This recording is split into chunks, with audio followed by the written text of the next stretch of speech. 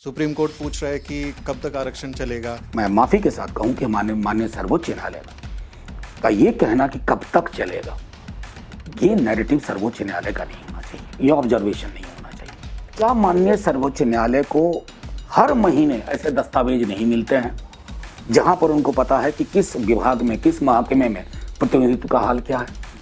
आपको इनइक्वालिटी का पैरामीटर जहां अप्लाई होता है तो दहशत पैदा करता है। हम सुप्रीम कोर्ट भी देखें, उनकी जो संरचना है, खुद सर्वोच्च न्यायालय की संरचना देख लीजिए। जो सरकारी संपत्ति है उसकी एक तरीके से नीलामी भी हो रही है। बैंक्स हो, LIC हो, ये सब बड़े कितने वर्षों की मेहनत से बने हैं। आप जब निजीकरण करोगे तो फिर क्या मायने रह गए?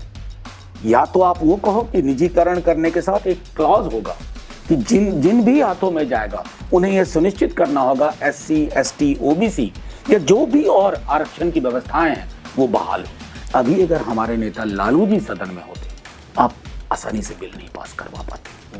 तो सर, लगता है कि EVM के खिलाफ अभी वक्त आ गया है कि किसान आंदोलन की तरह एक बड़ा जन आंदोलन होना चाहिए इस देश में। देखिए, मेरा मानना है कि बैलेट पे चुनाव हो। किसी भी मुल्क में मंदिर कितना बड़ा हो, मस्जिद कितनी चौड़ी हो, गुरुद्वारा कितना बड़ा हो या चर्च कितना आलीशान हो, इससे लोगों की जिंदगी पर फर्क नहीं पड़ता।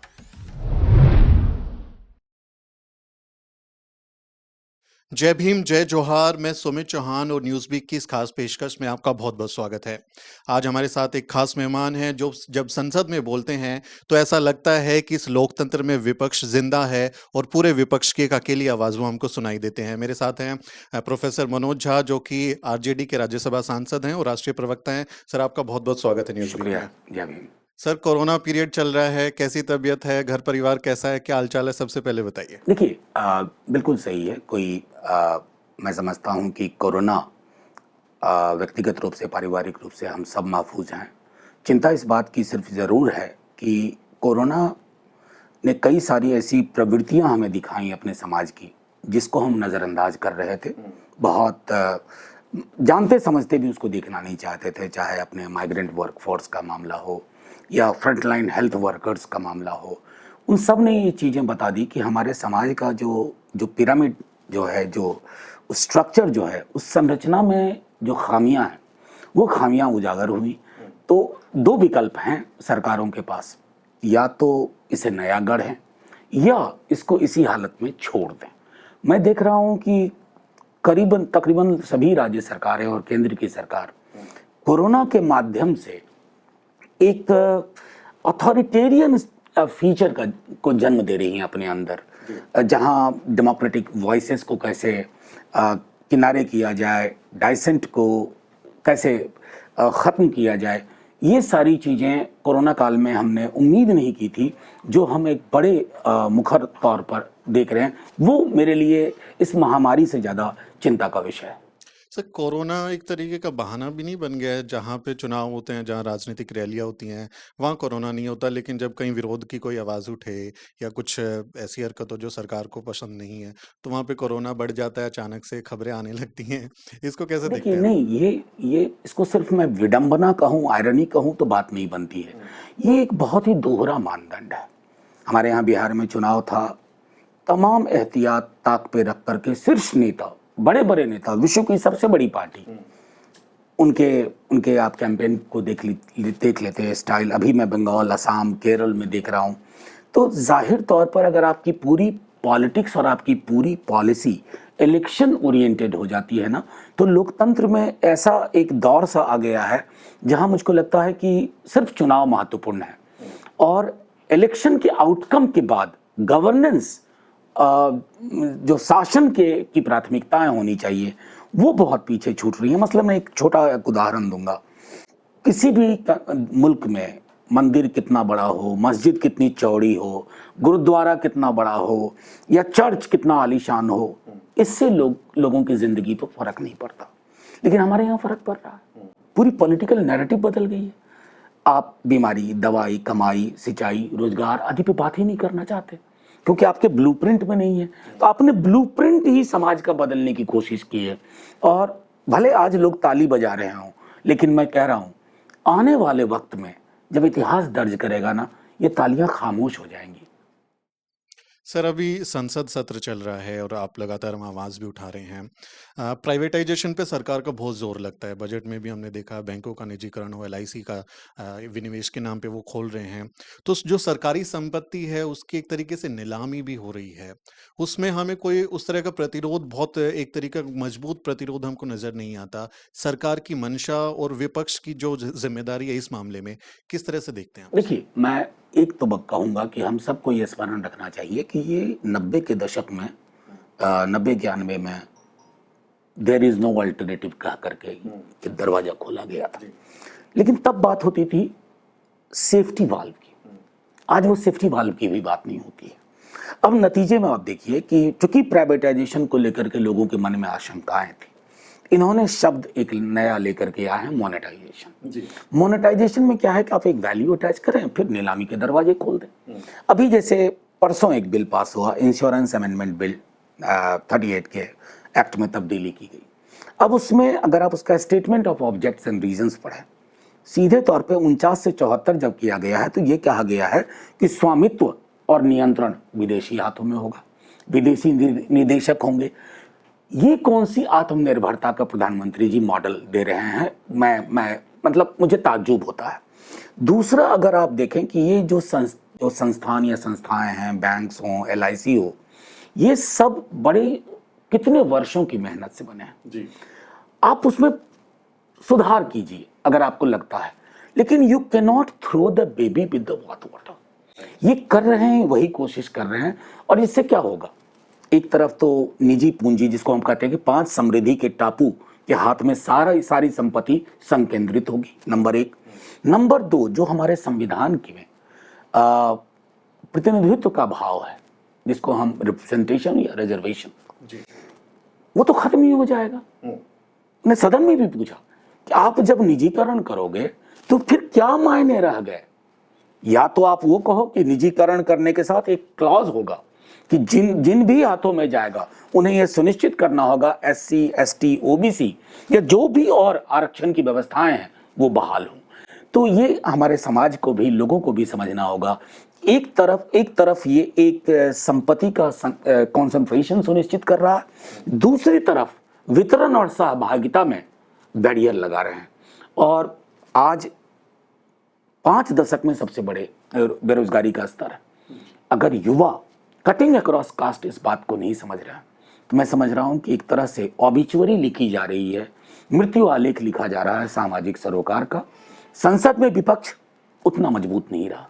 जितनी भी हमारी ताकत है हम कोशिश करते हैं कि अपनी बात रखें। सड़क पे भी लोग आएंगे, ये हमें लग रहा है, क्योंकि बहुत दिन आप एक औपन्यासिक नैरेटिव में घुसे नहीं रह सकते। आपको आपकी थाली परेशान करेगी, आपका घर परेशान करेगा, आपके सरोकार परेशान करेंगे। तो उम्मीद की जाए कि आने वाले दिनों में सरकार के इस एजेंडे को, इस मंसूबे को लोग समझेंगे और उसको एक्सपोज करेंगे। सर, आरक्षण से मुझे याद आया कि 16 अप्रैल 2014 को नरेंद्र मोदी जब बीजेपी के पीएम पद के उम्मीदवार थे, तो उन्होंने एक बयान दिया था, रैली में कहा था कि जो ये आने वाला दशक है, वो वंचितों का, शोषितों का, आदिवासियों का और पिछड़ों का दशक होगा, उनके कल्याण का दशक होगा। लेकिन हम पिछले दिनों में देखें कि सरकार की जो योजनाएं हैं, चाहे वो पोस्ट मैट्रिक स्कॉलरशिप का पैसा रोक देना हो या जो फंड्स होते हैं 50,000 करोड़, उसको खर्च नहीं किया गया। आरक्षण पर भी सवाल उठता है बार बार, ईडब्ल्यूएस को किस तरह से पास किया गया वो भी हमने देखा। सुप्रीम कोर्ट पूछ रहा है कि कब तक आरक्षण चलेगा। तो इन पूरे सरकार के कार्यकाल में, मोदी काल में, आप वंचितों के लिए कैसे देखते हैं सरकार को, कि उनके लिए किस तरह से ये बेनिफिशियरी रही है या नुकसानदायक? देखिए, मैं एक बात कहूंगा, इस कार्यकाल को अगर देखूं 14 से 19, 19 के बाद अब तक, सरकार के रेटरिक और रियलिटी में बहुत बड़ा फर्क है, और वो फर्क मीलों का है। जैसे बीते दिनों सदन में सवाल पूछा गया तो सरकार की ओर से कहा गया कि हमने बाबा साहब की वहाँ प्रतिमा लगवाई, वो म्यूजियम बनवाया, उस घर को ऐसा। अरे बाबा साहब अगर आ जाएं पृथ्वी पर ना, अपनी प्रतिमा नहीं देखेंगे जी, वो सहभागिता देखेंगे कि मेरा प्रतिनिधित्व कहाँ है। उसमें लगातार गिरावट हुई है, और इसको मैं बाय चांस नहीं मानता हूँ, इट्स बाय डिजाइन, कि आप ऐसा करें कि पूरे के पूरे इस संरचना को ही ध्वस्त कर दें। जो सहभागिता, प्रतिनिधित्व के प्रश्न थे उसको खारिज कर दें। मुझे सबसे ज्यादा कष्ट इस बात का हुआ, मैं माफी के साथ कहूं, कि माननीय सर्वोच्च न्यायालय का का ये कहना कि कब तक चलेगा, ये नैरेटिव सर्वोच्च न्यायालय का नहीं होना चाहिए, ये ऑब्जर्वेशन नहीं होना चाहिए। क्या माननीय सर्वोच्च न्यायालय को हर महीने ऐसे दस्तावेज नहीं मिलते हैं जहां पर उनको पता है कि किस विभाग में, किस महकमे में प्रतिनिधित्व का हाल क्या है? जी। सन 60-62 वर्ष का अगर आप देख लें, कोई इंस्टीट्यूशन या कोई भी महकमा ऐसा नहीं है जहां आप कहें कि मुकम्मल जो प्रतिनिधित्व के मामले थे वो हासिल हो गया। ऊपर से आप सोशियो इकोनॉमिक स्टेटस को लेकर के आप ऑक्सफैम रिपोर्ट देखिए, जहां आपको इनइक्वालिटी का पैरामीटर जहां अप्लाई होता है तो दहशत पैदा करता है। हम सुप्रीम कोर्ट भी देखे, उनकी जो संरचना है, खुद सर्वोच्च न्यायालय की संरचना देख लीजिए। तो मेरा ये मुझे दुख के साथ कहना पड़ रहा है कि मेरे देश का सर्वोच्च न्यायालय, जो कि आखिरी आस हुआ करता था लोगों को, अगर वहां से इस प्रकार के स्वर आएंगे तो हम कहां जाएं? कार्यपालिका का हालत देख रहे हैं जी। संसद और सरकार के सरोकार हम देख रहे हैं। अगर न्यायालय से भी ऐसी आवाजें उठेंगी तो ये जो पूरा का पूरा मसला है बहुजन प्रतिनिधित्व का, उनके अंधेरे घरों में रोशनी पहुंचाने का, ये कहते हैं 70 साल, मैंने 70 साल, अब इसको कंपेयर करिए कि प्रधानमंत्री जी कहते हैं 70 साल में कुछ नहीं हुआ और न्यायालय, सर्वोच्च न्यायालय कह रहे हैं कि 70 साल के बाद भी है। तो ये दोनों स्टेटमेंट भी आप देखिए, इससे आपको साफ तौर पे लगेगा कि हमारे जो इंस्टीट्यूशंस हैं वो एक तरह से मैं कहूँ माफी के साथ नियर कोलैप्स है।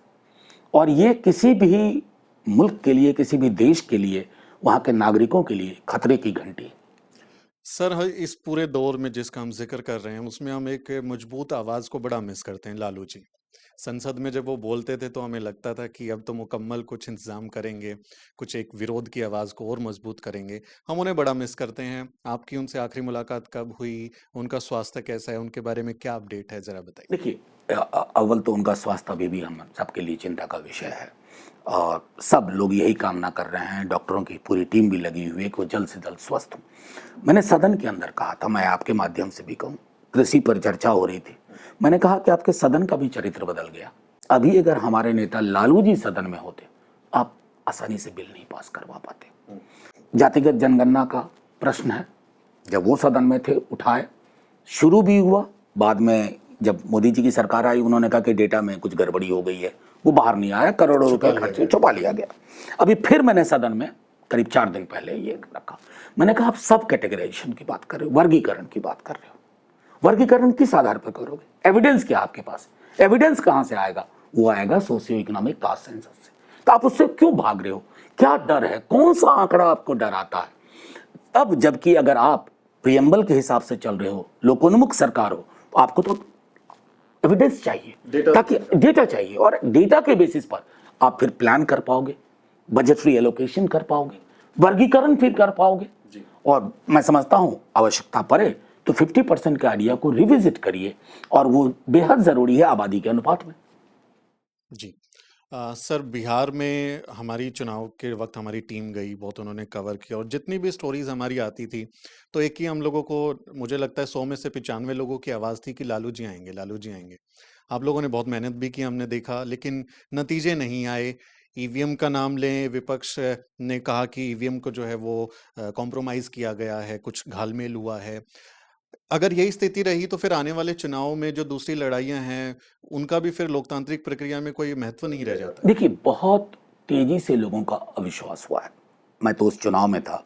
नेता प्रतिपक्ष तेजस्वी जी, जो कि मुख्यमंत्री होते, पूरा का पूरा नैरेटिव उन्होंने सेट किया। यहां से जाकर के कहते थे जंगल राज का युवराज, चल नहीं रहा था। चल रही थी कमाई, दवाई, सिंचाई, सुनवाई, कार्रवाई, और ये जन जन में व्याप्त हो गया था। मतलब लोग दूसरों की सभाओं में नौकरी की बात करते थे। बीजेपी को कहना पड़ा, हाँ, बीजेपी को कहना पड़ा 19 लाख रोजगार का अवसर सृजन करेंगे, क्योंकि हमने कहा था कि पहली कलम से इतने लाख रोजगार मिले। तो उसके बाद मैं अब उसमें विस्तार में आपके समक्ष क्या जाऊं, ये जो 15-16 सीट तकरीबन शाम 5 बजे के बाद जो लो मार्जिन के सीट्स थे, वहां पोस्टल बैलेट्स, जिसमें कि हम इस बार बहुत बड़ी बढ़त बनाए हुए थे, आमतौर पर ऐसा होता नहीं है, उस बढ़त ने हमको लगता है कि उनको डरा दिया और कई सारे पोस्टल बैलेट्स जो हम लोगों के फेवरेबल थे उनको फिक्टिशियस ग्राउंड पे, फ्लिम्जी ग्राउंड पे उनको खारिज किया गया, इनवैलिड किया गया। और उसकी वजह से 13 वोट से लेकर के 1200 वोट तक के बीच में 18 से 20 सीटें इधर से उधर कर दी गई। तो सर लगता है कि ईवीएम के खिलाफ अभी वक्त आ गया है कि किसान आंदोलन की तरह एक बड़ा जन आंदोलन होना चाहिए इस देश में, और फिर से बैलेट पेपर पे चुनाव हो या प्रक्रिया को जो है बेहतर बनाया जाए। देखिए, मेरा मानना है कि बैलेट पे चुनाव हो। अगर आप बैलेट पे नहीं कर सकते, कहते हैं हठधर्मिता है, आप 100% वीवीपैट में जाइए, 100% वीवीपैट। ये नहीं कि रैंडम 10%, 5%, इससे बात नहीं बनती है। उसको भी फिर 2 महीने बाद हाँ, खत्म कर दिया जाता है।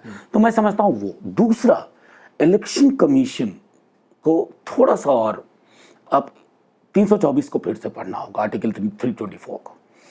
वो ऐसा ना हो कि आने वाले दिनों में लोग कहें कि इस देश में कभी इलेक्शन कमीशन हुआ करता था।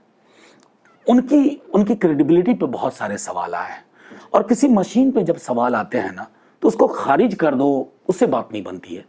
मशीन एक मीडियम है, अगर माध्यम पे लोगों का भरोसा उठ जाएगा तो आउटकम पे कैसे भरोसा होगा। तो ये मनोज झा सर थे जिन्होंने अलग अलग सवालों पे बेबाकी से जवाब दिया।